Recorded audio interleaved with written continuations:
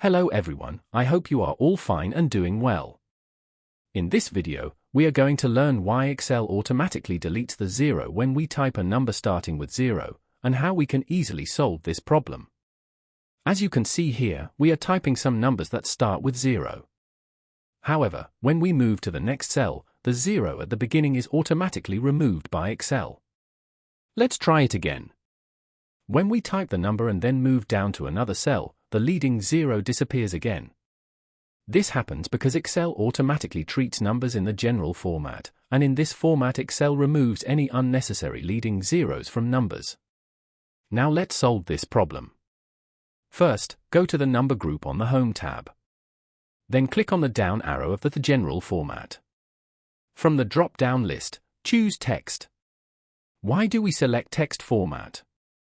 We choose text format because it tells Excel to treat the entry as text instead of a numeric value, which means Excel will keep the number exactly as we type it, including any leading zeros. Now let's check it again. As you can see, when we type a number starting with 0, the 0 is no longer deleted. The number remains exactly the way we entered it. However, notice that when we move to another cell, the format may automatically return to general. To avoid this issue, you should select the entire column or row where you want to type numbers that start with 0, and then change the format to text before entering the numbers. Now you can see that after selecting the text format, we can type numbers starting with 0 and Excel will not delete them.